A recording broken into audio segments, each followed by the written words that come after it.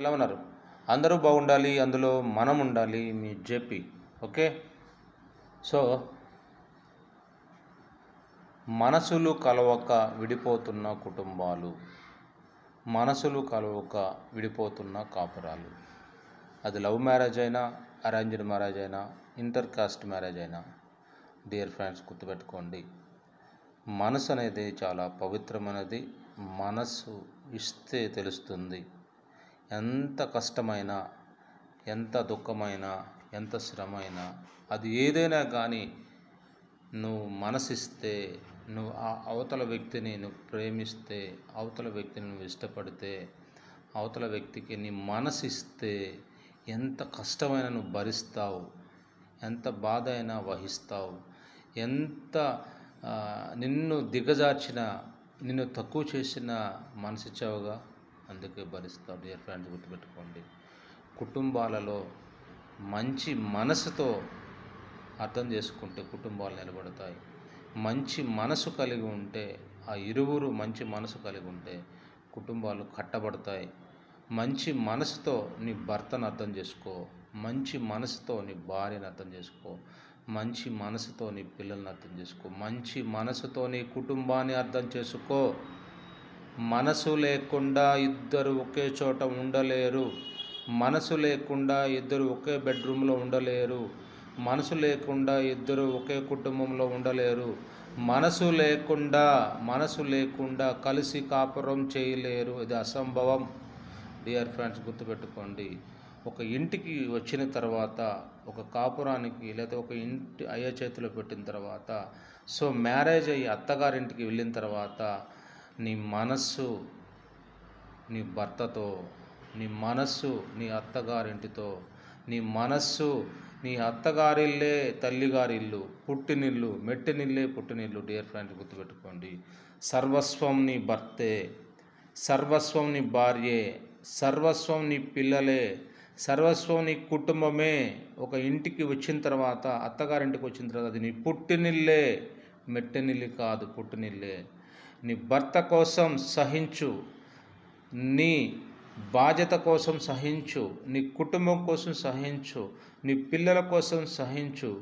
ఇది మంచి మనసు ఉంటేనే సహించగలం, మంచి దృక్పథం ఉంటే సహించగలం, బాధ్యతతో కూడిన ఒక ఫీలింగ్ ఉంటే సహించగలం. నా తల్లిదండ్రులు ఏదో చేశారు కాబట్టి నా భర్తను నేను ఆ రోజు మ్యారేజ్ చేసుకున్నా, ఆ రోజు తాళిబొట్టు కట్టించుకున్నా, ఆ రోజు పెళ్లి జరిగిపోయింది. ఈరోజు నాకు మనసు లేదు, నా మనసు ఇంకొక చోట ఉంది, నా మనసు తనతో ప్రయాణం చేయలేకపోతుంది, నా మనసు తనతో అంగీకరించలేకపోతుంది, నా మనసు తనతో ఏకీభవించలేకపోతుంది. But dear friends, dear viewers గుర్తుపెట్టుకోండి, నీ మనసు కనుక నీ భర్తతో పెనవేసుకోకపోతే, నీ భర్తతో అల్లుకోకపోతే, నీ భర్తతో అంగీకరించకపోతే నీకు లేనిపోని ఆలోచనలు వస్తాయి, లేనిపోని ఆలోచిస్తాయి. తల్లిదండ్రుల గౌరవాన్ని కూడా నువ్వు మర్చిపోతావు. తల్లిదండ్రులని ఆటోమేటిక్గా నీకు వాళ్ళని దిగజారుస్తావు. ఏదో చేసుకున్నాను కానీ నువ్వు మనశ్శాంతిగా ఉండలేవు, ప్రశాంతంగా ఉండలేవు అప్పుడు మెట్టినింటిలో.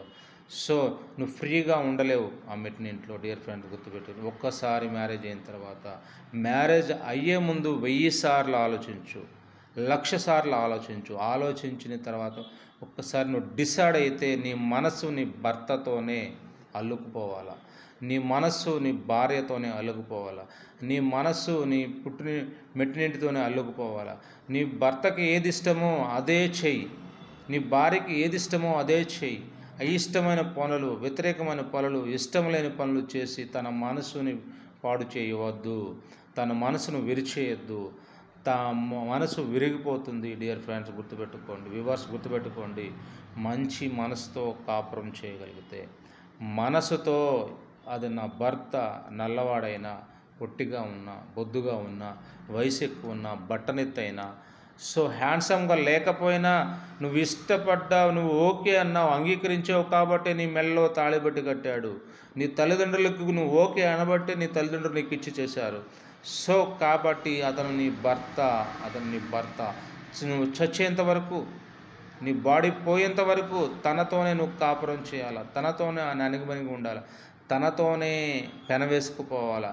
అతను నీ అర్ధాంగి, ఆ భార్య నీ అర్ధాంగి, నీ భర్త నీ అర్ధాంగి.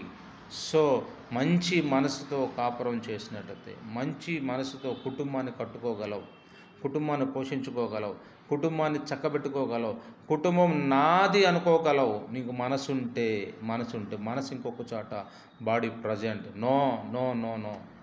సో కాబట్టి ఎవరైనా సరే, వ్యూవర్స్ ఎవరైనా సరే గుర్తుపెట్టుకోండి, కుటుంబాలు విడిపోతున్నాయంటే, కుటుంబాలు పగిలిపోతున్నాయంటే, కుటుంబాలు చెల్లాచెదురైపోతున్నాయంటే, కుటుంబాల డైవర్స్ జరుగుతుందంటే, కుటుంబాలు విచ్ఛిన్నమైపోతుందంటే కేవలం ఆ మనస్సులో ఎవరో ఉన్నారు, ఏదో ఉంది. సో అది వద్దు. గతం గతః.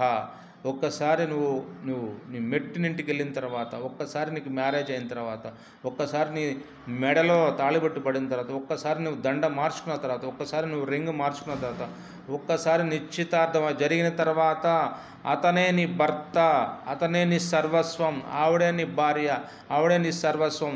జీవితాంతం నూరేళ్ల పంట, 3 నాళ్ళ ముచ్చట కాదు, నూరేళ్ల పంట. ఆ నూరేళ్ల పంట కోసం కొన్ని వదులుకోవాలి, కొన్ని ఫీలింగ్స్ వదులుకోవాలి. కొన్నిటి వదులుకుంటే కొన్ని వస్తాయి. ఒకటి కావాలంటే మరొకటి వదులుకోవాలి. డియర్ ఫ్రెండ్స్ గుర్తుపెట్టుకోండి, మనసుతో కాపురం చేయండి. మనసుతో ఒక్కసారి చూడు నీ భర్తను, మనసుతో చూడు ఒకసారి నీ భార్యను, మనసుతో చూడు ఒక్కసారి నీ కుటుంబాన్ని, నీ పిల్లలని. ఎంత లాస్ అవుతున్నావో, ఎంత నువ్వు కోల్పోతున్నావు. డియర్ ఫ్రెండ్స్ గుర్తుపెట్టుకోండి, మంచి మనసు లేక కాపురాలు చెడిపోతున్నాయి. డియర్ ఫ్రెండ్స్ గుర్తుపెట్టుకోండి, నీ భర్త నీకు నచ్చలేదని, నీ భార్య నీకు నచ్చలేదని, నీ భార్య పొట్టిగా ఉందని, నల్లగా ఉందని, పళ్ళెత్తున్నాయని, సో వికారంగా ఉందని ఆ రోజు తెలియదా? మ్యారేజ్ చేసుకునేటప్పుడు తెలియదా? మ్యారేజ్ ముందు నీకు తెలియదా? డియర్ ఫ్రెండ్స్, తర్వాత నువ్వు వంకలు పెట్టొద్దు, తర్వాత డొంకలు ఎతకొద్దు.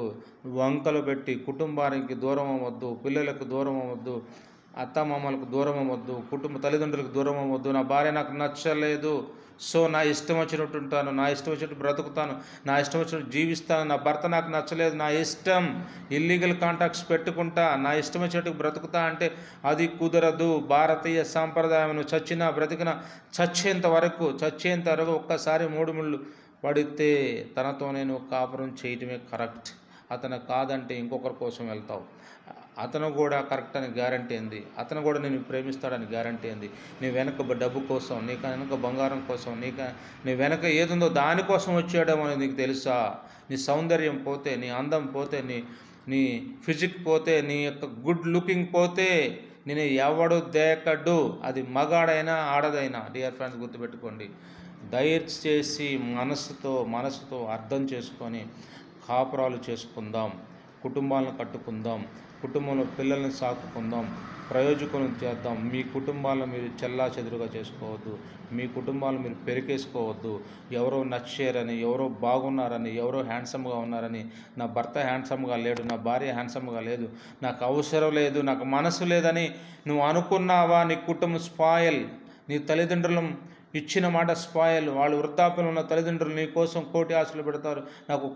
నాకు ఒక మనవరాలు పుడుతుంది, నాకు ఒక మనవడు పుడతాడు, నా కూతురు నాకు ఒక బిడ్డనిస్తుంది, నా మనవరాలను ఇస్తుంది, మనవని ఇస్తారని ఎత్తుకొని తిరగాలని వాళ్ళ ఆశలు ఉంటాయి.